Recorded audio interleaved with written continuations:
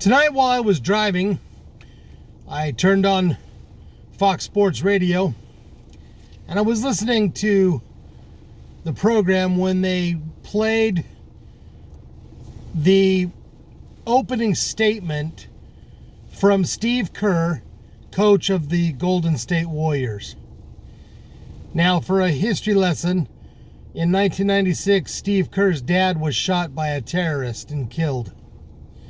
And so I understand why Mr. Kerr is adamant and why he wants to stop gun violence.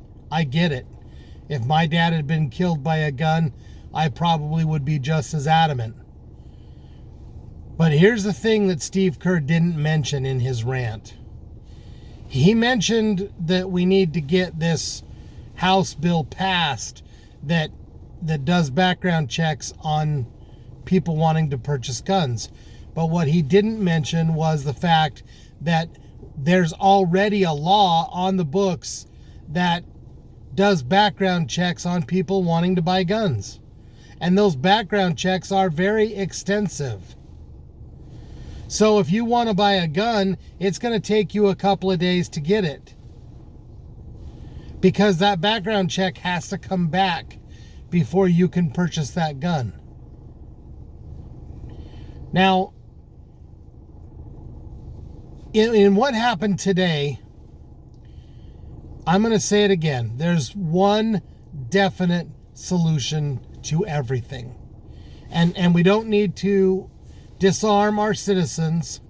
We don't need to decrease the amount of ammo they can have or any of that kind of stuff. What we need to do is we need to put armed, retired police officers and retired military into the schools as hall monitors. They need to volunteer their time or get paid a minimum wage, whatever, to go in. It's not about the money, it's about the protection of our kids. So 3 or 4, maybe 6 officers walking the hallways, always keeping a vigilance on what's going on in that. So that's the first thing, armed security. Then what we need to do is we need to lock the perimeter doors. Okay? One way in, one way out. That's it. Now, I know the fire marshals will freak out and say, well, you've got to have access in cases of fire. They have to be able to leave. Fine. When a fire alarm goes off, you can go out the door. The kids can go out.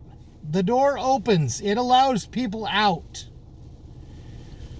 But you have it locked to keep people from coming in. That's the key.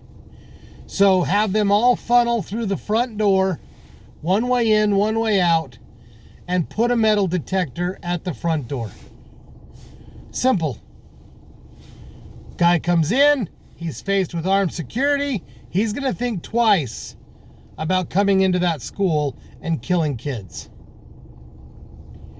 It's the most simple solution that's out there. But nobody wants to execute it. Nobody wants to talk about it.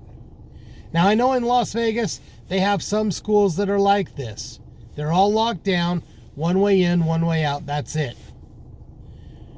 And that's a great idea for those people in Las Vegas. But I think it's time we implement this nationwide. And it's important, imperative that we get it done. Now, I know that there's a lot of resistance that comes from the teachers union. The teachers union wants to have things go their way. And unfortunately, they are not doing a very good job of protecting our children.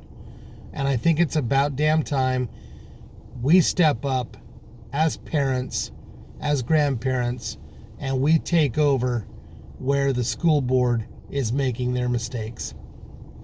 Anyway, that's my rant. I'm probably going to talk more about this later on, I'm sure, because this isn't going away anytime soon. We have 18 children that are dead, and this conversation is going to continue well beyond the next couple of weeks. So may God bless those families who received some horrific news today. May God bless them and comfort them and help them come to some understanding. I know none of it makes sense, but I pray that they can have some sort of comfort given to them in this dire time that they are going through. May God bless you personally, individually, with what you stand in need of.